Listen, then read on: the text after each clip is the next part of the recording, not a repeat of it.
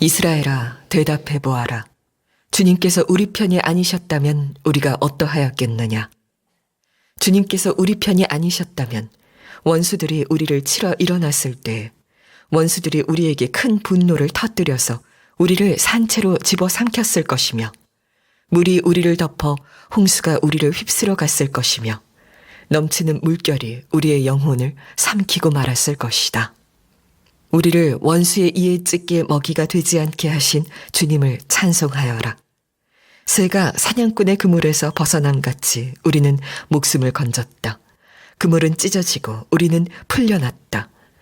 천지를 지으신 주님이 우리를 도우신다. 시편 124편 말씀을 여러분과 나누면서 제 마음에 소원이 있는데, 여러분의 믿음이 오늘 예배 중에 완전히 바뀌어지고 또 견고해지기를 바라는 것입니다. 어떤 어려움이 오든 어떤 문제가 일어나든지 간에 여러분 안에 하나님이 나를 도와주신다, 이게 믿어지는 역사가 있게 되기를 축복합니다. 우리가 어려운 일 생기면 기도하게 되죠. 그런데 기도도 믿음으로 기도해야지, 믿음이 없이 의심하면서 하는 기도는 죽게 얻기를 생각하지 말라. 야고보 사도가 야고보서 1장 7절에서 그렇게 말씀했습니다. 자, 우리 성도들의 고민이 기도는 하지만 믿음이 안 생기는데 어떡합니까? 이런 곤혹스러움이 있습니다. 오늘 이 시편 124편 말씀을 함께 나누면서 여러분의 마음에 분명한 답을 하나님이 주시고, 그리고 믿음으로 기도하는 것, 믿음의 경고에 서는 게 무엇인지를 명확하게 알게 되기를 원합니다. 다윗이 이 시편을 썼습니다. 근데 다윗의 시대가 이스라엘 역사의 가장 강대한 시대입니다. 어떻게 해서 다윗은 그런 강대한 나라를 이룰 수 있었을까? 그 비밀은 다윗의 믿음에 있습니다. 다윗의 믿음이 정말 대단했습니다. 다윗이 오늘 시편 124편에서 이스라엘 백성들에게 한 가지를 기억나게 했습니다. 1절에 보면 이스라엘아 대답해 보아라. 주님께서 우리 편이 아니셨다면 우리가 어떠하였겠느냐. 다윗이 이 질문을 하는 것은 이스라엘 백성이 놀라운 하나님의 구원을 받은 것에 대하여 말하려고 하는 것입니다. 하나님이 이스라엘의 편이 아니셨다면 이스라엘은 존재하지도 않는 민족이 되었을 것입니다. 그들이 출애굽할 때 앞에는 홍해가 가로막히고 뒤에는 바로 군사가 그들을 죽이려고 왔습니다. 꼼짝없이 그들은 거기서 다 죽을 수밖에 없는 형편이었습니다. 그때 하나님이 홍해 바다를 가르시고 그들을 구원하셨습니다. 이스라엘 백성은 홍해 바다를 가르시고 구원받은 민족입니다. 그 내용을 2절부터 5절까지 말씀하고 있습니다. 주님께서 우리 편이 아니셨다면 원수들이 우리를 치러 일어났을 때 원수들이 우리에게 큰 분노를 터뜨려서 우리를 산채로 집어 삼켰을 것이며 물이 우리를 덮어 홍수가 우리를 휩쓸어 갔을 것이며 넘치는 물결이 우리의 영혼을 삼키고 말았을 것이다. 이스라엘은 상상할 수 없는 엄청난 구원을 받은 민족입니다. 그런데 다윗이 안타까운 것은 이스라엘 백성들이 조금만 어려운 일이 생기고 누가 공격해 오고 하면 그렇게 염려하고 두려워하는 것입니다. 왜 너희들이 이 엄청난 구원을 받은 민족이라는 사실을 기억하지 못하느냐. 하나님이 그 절대절명의 순간에 바다를 가르시고 우리를 구원해 주시기까지 하셨는데 우리를 그냥 내버려 두시겠느냐. 두려워할 게 아니고 찬송하라, 찬송하라. 6절에 우리를 원수에 의해 찢길 먹이가 되지 않게 하신 주님을 찬송하여라. 그렇게 다윗이 아주 강하게 이스라엘 백성들에게 권면한 말씀이 시편 124편입니다. 다윗의 믿음의 비밀이 어디에 있을까? 그거는 과거의 하나님의 구원의 사건에 대해서 항상 기억하고 있었습니다. 소년 다윗이 골리앗과 싸운 사건은 유명하죠. 그런데 그때 기록을 보면 다윗은 골리앗 앞에 섰을 때 자기가 이긴다는 확신이 있었습니다. 이건 정말 믿어지지 않을 정도입니다. 소년 다윗이 구척 장신 골리앗 앞에 섰는데 소년 다윗 자기가 이긴다고 확신을 했다는.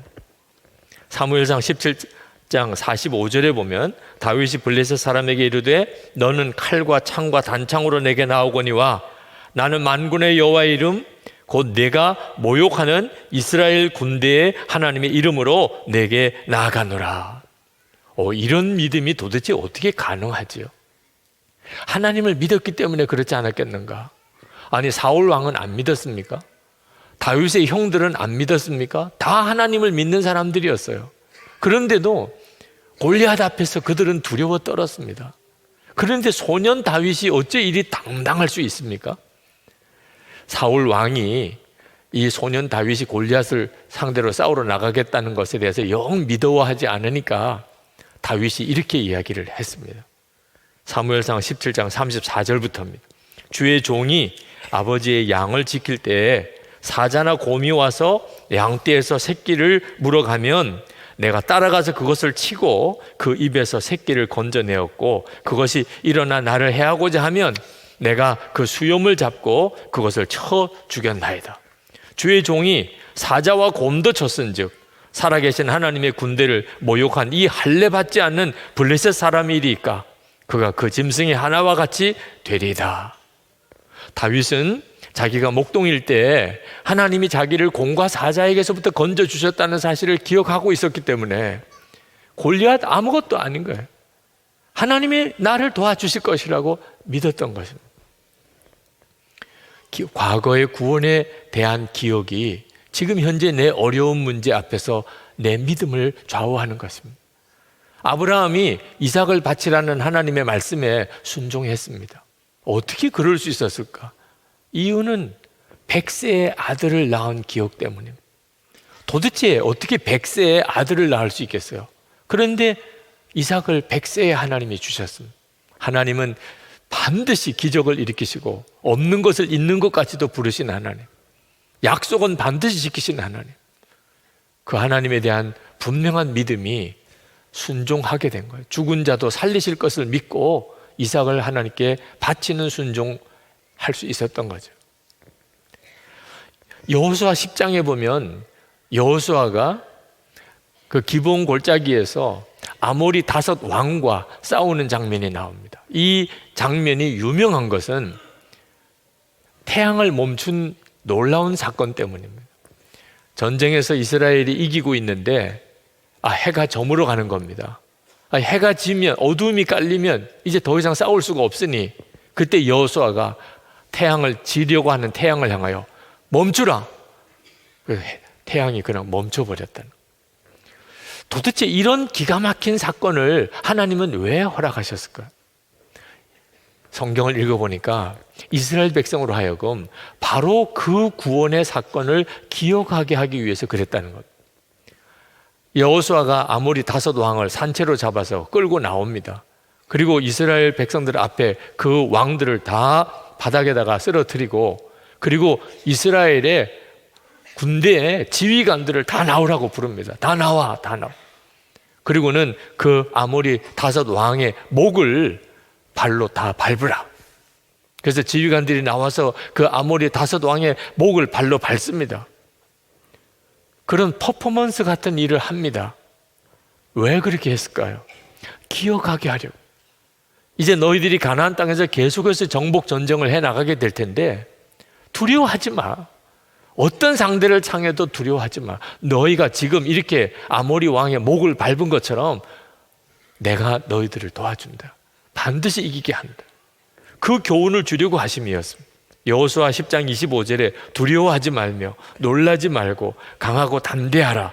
너희가 맞서서 싸우는 모든 대적에게 여호와께서 다 이와 같이 하시리라. 하나님이 우리 가운데 놀라운 구원을 행하셨어도 기억하지 않으면, 그러면 아무 힘이 되질 않습니다. 또 어려운 일이 생기고 또 문제가 일어나면 그만 또 가슴이 무너지고 주저하고 두려워하고 염려하게 됩니다. 다윗이 이스라엘 백성들을 향하여 가지고 있었던 답답함이었습니다. 그래서 하나님께서 이스라엘 백성들에게 매해 유월절을 지키게 한 겁니다. 벌써 4,000년이 넘는 전에 일어났던 일입니다. 아니 지금까지 유월절을 지킨다고 하니 말이 될 것 같지도 않은 건데 지금도 이스라엘에 가면 매해 유월절을 지킵니다. 하나님의 뜻이 무엇이죠? 기억하게 하는 것. 우리는 바다를 건너고 하나님이 가르셔서 구원받은 백성이다.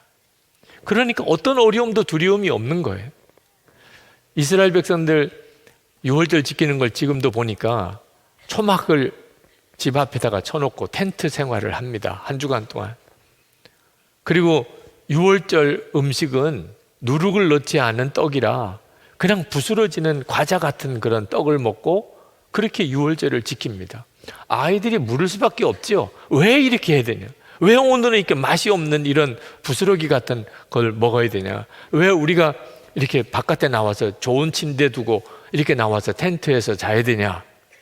그때마다 가장이, 아버지가 유월절 이야기를 해줍니다. 우리는 이렇게 해서 구원을 받은 백성이야. 매해마다 똑같은 일을 반복합니다. 그러니 이스라엘 백성들은 아주 머리에 딱 박혀 있습니다. 우리는 홍해를 건너고 기적적으로 하나님이 구원해 주신 백성이다. 지금 이스라엘이 이렇게 강할 수 있는 그 밑바탕의 신앙의 힘이에요. 근데 여러분 아십니까? 이스라엘 백성에게 유월절이 있었다면 우리는 그보다도 훨씬 더 큰 구원의 사건을 가지고 있습니다. 하나님께서 우리를 지옥에서 건지시려고 사람이 되셨어요. 성육신 하셨어요. 하나님은 우리를 구원하시려고 당신의 독생자를 아끼지 않으시고 십자가에 죽게 하셨습니다. 예수님은 당신의 보배 같은 피를 흘리시고 우리를 모든 죄에서 사하셨습니다. 그리고 사흘 만에 부활하시고 그리고 승천하신 후에 성령으로 지금 우리 가운데 오셨어요. 이스라엘 백성이 홍해가 갈라지고 그 길을 건너간 것도 대단한 일이지만 하나님이 사람이 되셔서 우리를 대신하여 십자가에 죽으시고 우리를 구원하시고 지금 우리 안에 오신 이 사건과 비교가 되겠어요? 출애굽 사건은 예수님의 십자가 사건의 예표에 불과한 것입니다. 우리는 그런 구원을 받은 사람, 이건 엄청난 거죠. 여러분이 이 사실에 대하여 정말 분명하게 믿게 되면 그러면 우리가 살아가는 동안에 겪게 되는 수많은 어려운 일들 앞에서 두려움이 없어지게 됩니다. 내가 도대체 어떤 사람인데 하나님이 독생자를 대신해서 나를 구원해 주신 사람이야. 하나님께서 나를 위해서 대신 십자가에 죽으시고 나를 건져 주신 사람이야. 나는 성찬을 받은 사람이라고. 예수님과 나는 한 몸이 되었다고. 지금 주님이 내 안에 계셔. 여러분이 이 사실을 정말 믿으면 그러면 우리가 세상 살아가는 동안에 어떤 일도 두려워하지 않습니다. 오늘 우리가 예배를 왜 드립니까? 왜 이렇게 매주일 우리가 모여서 예배를 드리는 겁니까? 예배 드릴 때마다 하는 일이 뭡니까? 예수님의 십자가의 구원을 고백하고 또 찬양하는 거죠. 하나님의 계획이 무엇이겠습니까? 우리가 십자가에서 구원받은 자라는 것을 잊어버리지 말라. 하나님이 우리를 얼마나 사랑하셨는지를 절대 잊어버리지 말라. 예수님 나 위에 십자가에 피 흘려주시기까지 하셨다는 사실을 잊어버리지 말라. 지금도 우리와 함께 계시다는 것을 잊어버리지 말라. 이제 예배 끝나고 다시 가정으로 직장으로 일터로 돌아가서 또 한 주간 사는 동안 내내 하나님은 나를 위해서 십자가에 대신 죽으셨다. 독생자까지 아끼지 않고 주신 하나님의 놀라운 사랑이 내게 있다. 그 확신 가지고 모든 문제를 다시 보라는 것입니다. 8절 말씀에 천지를 지으신 주님이 우리를 도우신다. 아멘입니다. 이것이 우리의 항상 잊어버리지 않을 기억이고 또 고백이어야 하는 겁니다. 처음 제자 훈련을 할 때 어느 남자 집사님에게 아주 쉬운 질문을 하나 드렸습니다. 성령님께서 지금 집사님 안에 계십니까? 뭐 전혀 어려운 질문 아니죠. 우리 한국 교인들은 정답 찾는데 또 선수니까 그게 뭐 어려운 질문이겠어요. 그런데 그 집사님이 너무 당황해하는 겁니다. 성령님께서 지금 집사님 안에 계십니까? 한참을 고민을 하시더라고요.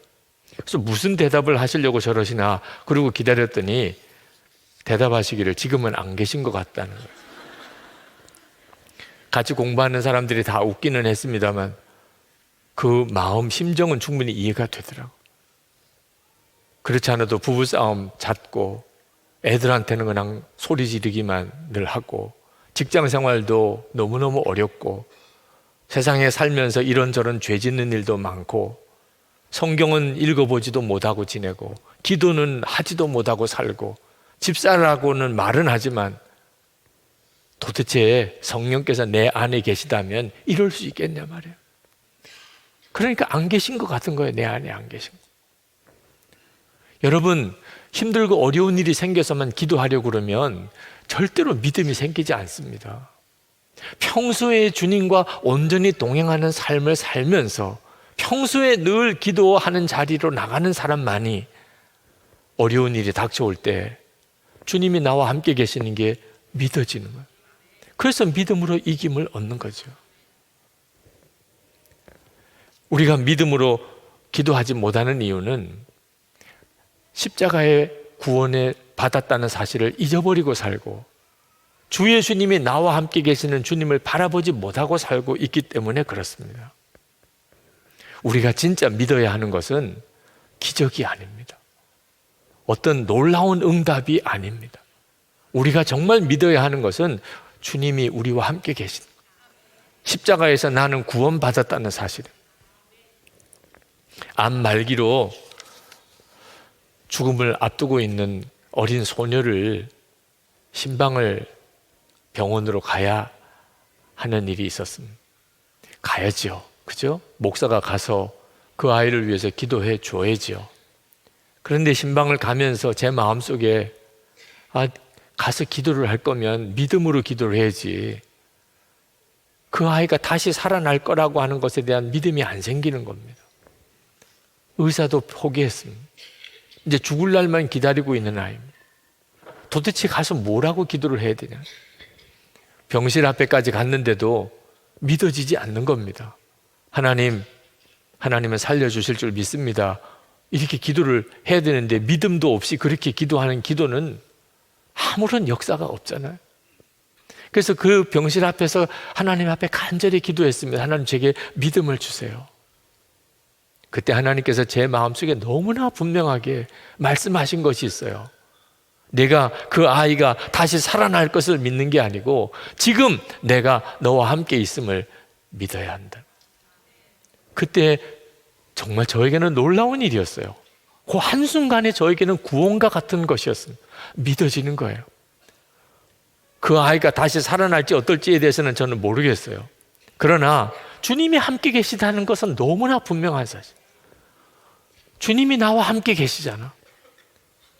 그래서 문을 열 때 제 마음속에는 어떤 주저함이 없었습니다. 침대에 어린 소녀 아이가 아주 얼굴이 어두운 빛으로 그렇게 누워 있더라고요. 누구도 그 암 말기라고 이야기해 주지 않았지만 본인이 죽음을 예감하고 있는 것 같았어요. 그 아이에게 다가가서 아주 밝은 얼굴로 그 아이를 정말 인사하고 축복했어요. 제 마음속에는 너무나 분명한 믿음이 있었습니다. 그리고 그 아이를 위해서 기도할 때 머리에 손을 얹었습니다. 아무런 다른 기도하지 않았습니다. 그냥 예수님 함께 하시는 주님, 제 안에도 계시고 그 아이 안에도 계시고 그 병실에 계신 주님, 그 주님을 계속 불렀어요. 몇 번을 불렀습니다. 그리고 주님께 맡기는 기도를 했습니다. 그 아이를 주님께 맡겼어요. 기도가 끝나고 난 다음에 아이의 얼굴이 너무나 밝아졌어요. 놀라운 일이었어요. 정말 그 짧은 한순간에 어떻게 이렇게 바뀔 수 있나. 여러분, 믿어지지 않습니까? 지금의 어려움을 해결할 수 있을 거라고. 하나님이 정말 나를 도우실까? 이것도 믿어지지 않습니까? 그러면 십자가가 정말 분명한 사실인지를 확인하십시오. 예수님께서 여러분을 위해 십자가에 죽으신 게 분명한 사실입니까? 그리고 지금 주님이 여러분 안에 계신 것을 확인하십시오. 주님이 여러분 안에 계십니까? 그러면 염려하지 마십시오. 우리 주님이 여러분을 향하여 하시는 정말 간절한 말씀은 두려워하지 말고 믿기만 하라 하는 것입니다. 회당장 야이로의 딸이 죽어갈 때 예수님께 와서 고쳐달라고 주님을 데리고 집으로 가는데 딸이 죽었다는 소식을 누가 와서 전해주었습니다. 야이로가 순간 가슴이 철렁 내려앉았어요. 다 끝났구나. 그때 예수님께서 그 마음이 흔들리는 야이로를 향하여 하신 말씀, 두려워하지 말고 믿기만 하라. 오늘 이 시간에도 이 자리에 마음이 흔들리는 이가 있을 겁니다. 마음에 의심이 일어나고 하나님이 정말 나를 도와주실까 믿어지지 않는, 그때 오늘 주님이 주시는 말씀을 들으셔야 합니다. 여러분, 아무 근거 없이 믿으라는 거 아닙니다. 두려워하지 말고 믿기만 하라. 주님이 그렇게만 말씀하신 거 아니잖아요. 십자가를 우리는 이미 소유했잖아요. 주 예수님이 우리 안에 계시잖아요. 이 사실이 정말이라면, 그러면 우리의 삶 속에 이래도 감사하고 저래도 감사해요. 살아도 감사하고 죽어도 감사해요. 성공해도 찬송, 실패해도 찬송이에요. 이미 우리가 받고 누리는 은혜가 말할 수 없는 은혜예요. 하나님은 나를, 주님 예수 그리스도보다도 더 사랑하셨어요. 이것은 지금 우리에게 있는 너무나 분명한 사실입니다. 그렇다면 정말 찬송할 것밖에 없는 거죠. 야고보 사도는 너희가 여러 가지 시험을 당하거든 온전히 기쁘게 여기라. 온전히 기쁘게 여기라. 여러 가지 시험을 당하거든. 어떻게 그게 가능합니까? 십자가를 바라보고 함께 계시는 주님을 붙잡으면, 그러면 어떤 상황에서도 그냥 기쁘다는 거죠. 그리고 찬송하게 되는 것입니다. 50년 역사를 가진 그런 교회에 어느 젊은 목사님이 부임을 해 가셨는데 아주 목회를 잘 하시더라고요. 꼭 부흥회를 해달라고 부탁을 하셔서 갔는데 너무너무 목회를 잘 하셔서, 야, 이 목사님은 어떻게 이런 믿음이 있으신가 그랬더니 그 둘째 아이 이야기를 하시더라고요. 둘째 아이를 아내가 임신을 했을 때 몰랐다는 거예요. 태아에 안 좋은 영향을 끼칠 수 있는 약을 복용을 하고 있었는데 그걸 임신한 줄을 모르고 약을 계속 먹다가 병원에 갔더니 임신이라는 거예요. 내가 그 약을 먹었는데 괜찮냐고. 의사가 굉장히 얼굴이 안 좋으면서 이건 큰일 날 문제를, 기형아가 될 확률이 가장 높다는 거예요. 그래서 아이를 차라리 낙태하시는 게 좋겠다, 그런 이야기를 해주었다는 겁니다. 목사님이 얼마나 마음이 두려운지 그 이야기를 듣고 어떻게 해야 하나. 근데 아무리 생각해도 아이를 낙태를 시키고 목회 못 하겠더라는 거예요. 아니, 아기를 죽이고 어떻게 생명을 살리는 말씀을 전할 수 있냐. 내가 목회를 할 거면 이 아이를 죽일 수는 없다. 그래서 마음에 결심을 했습니다. 하나님, 저는 낙태하고는 목회 못합니다. 이 아이를 낳겠습니다. 아이가 기형아라도 좋습니다. 정말 사랑하며 기르겠습니다. 기도하면 할수록 계속 그 마음을 주시더라고요. 그래서 사모님하고 그 마음을 같이 나누었더니 사모님도 동일하다는, 더 이상 병원에 가지 않기로 했어요. 태아가 어떤 상태인지 더 이상 검사하지 않기로 했어요. 왜? 낳기로 결정을 했으니까. 점점점 하나님이 그 아이에 대한 사랑을 부어주신, 아이가 태어날 때쯤 돼서는 너무너무 그 아이가 보고 싶은 거예요. 사모님이 해산을 하는 날 아이가 정상아로 태어났는지 기형아로 태어났는지 물어볼 필요도 없었어요. 그건 더 이상 관심사가 아니었기 때문에. 근데 아이는 정상아였습니다. 그 일을 계기로 그 목사님 안에는 하나님이 기뻐하는 뜻대로 나아가면 된다는 확신이 생겼어요. 그래서 그렇게 목회를 잘 하시더라고요. 그 목사님의 경우에는 그렇게 정상아가 태어났지만 우리 교우들 중에는 태중에 아이가 정상이 아닌 것을 알고도 해산한 우리 교우들이 있습니다. 병을 가지고 태어난 아이들이 있습니다. 그런데도 그렇게 사랑으로 잘 돌보고 키워가는 것을 보면서 정말 감동을 받습니다. 주님을 바라보는 눈이 뜨이고 나면 내가 십자가의 구원을 받은 자요, 주 예수님이 나와 함께 계신 것을 내가 분명히 바라보게 되면 우리가 이 세상에 겪게 되는 문제들은 문제도 아니게 됩니다. 우리에게 지금 필요한 것은 십자가의 확신과 주님에 대한 분명한 눈이 뜨이는 것입니다. 캐나다에 집회를 갔을 때 저녁 집회가 끝나고 교우들이 기도받기를 원하시는 분들이 있으셔서 기도를 해드리고 있다 보니 기도줄이 길어졌습니다. 근데 어느 여자 집사님이 나서서 그 기도하시는 분들을 다 안내를 하시고 차례차례 기도를 받을 수 있도록 잘 섬겨주시더라고요. 너무 고맙더라고요. 다 기도가 끝나고 가고 밤 늦은 시간에 그 집사님 혼자 이제 남으셨는데 당신도 안수기도 받고 싶다는 겁니다. 아, 물론이죠. 기도해 드리죠.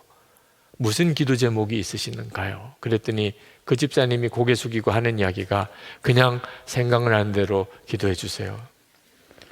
이렇게 할 때가 제일 힘들어요. 네. 그냥 생각나는 대로 기도해달라는. 그러니 어떻게 해요? 생각나는 대로 기도해야 될 테니 주여 생각을 주세요. 근데 깜짝 놀랐어요. 제 마음속에 왜 나를 의심하느냐, 그런 마음이 확 드는 겁니다. 왜 나를 의심하느냐. 그래서 그 집사님에게 머리에 손을 얹으시면서 왜 하나님을 의심하세요? 그랬더니 막 통곡을 하는 거예요. 바닥에서 그냥 떼굴떼굴 구르면서 통곡을 하시는 거예요. 저는 오늘 이 말씀을 준비하면서 우리 교우들에게도 똑같은 말씀을 하나님이 전하신다는 것을 느낍니다. 왜 나를 의심하느냐? 그러신 분이 있으십니까? 주님의 십자가를 보시고 그리고 여러분과 함께 하시는 주님을 분명히 바라보십시오. 하나님이 내 문제를 과연 아실까? 하나님이 나와 무슨 상관이 계신 분이야? 십자가를 보시라니까. 여러분과 함께 계시는 주님을 붙잡으시라니까. 이 시편 124편은 다윗의 시편이기도 하지만 그대로 우리 자신의 고백입니다. 여기에 우리라고 쓴 것을 나라고 바꾸어서 한번 읽어보면 정확하게 내 고백이고 내 노래고 그리고 내 시편입니다. 여러분 한번 자막을 따라 같이 읽어보시겠습니다. 주님께서 내 편이 아니셨다면 내가 어떻게 되었겠습니까? 주님께서 내 편이 아니셨다면 원수들이 나를 치러 일어났을 때에 원수들이 나에게 큰 분노를 터뜨려서 나를 산채로 집어 삼켰을 것이며 물이 나를 덮어 홍수가 나를 휩쓸어 갔을 것이며 넘치는 물결이 나의 영혼을 삼키고 말았을 것입니다. 나를 원수에 의해 찢길 먹이가 되지 않게 하신 주님을 찬송합니다. 새가 사냥꾼의 그물에서 벗어난 같이 나는 목숨을 건졌습니다. 그물은 찢어지고 나는 풀려났습니다. 천지를 지으신 주님이 나를 도우십니다. 아멘. 우리 이 시간에 같이 기도합시다. 여러분, 우리는 엄청난 구원을 받은 사람, 상상이 안 되는 구원을 지금 받고 있는 사람, 지금 우리가 겪고 있는 어려움이 아무리 크다 하더라도 비교도 안 되는 것입니다. 두려워하지 마십시오. 주님은 나를 도우실 것입니다.